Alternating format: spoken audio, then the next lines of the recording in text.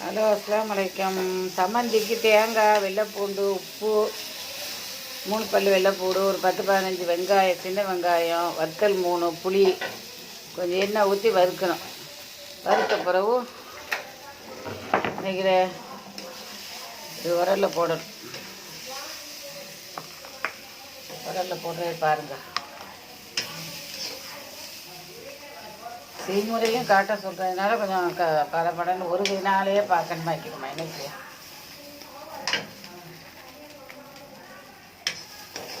நல்லா வைக்கும்.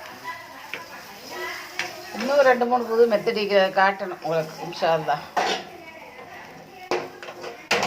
கை ஒரு 5 நிமிஷத்தில் இடிச்சிடலாம்.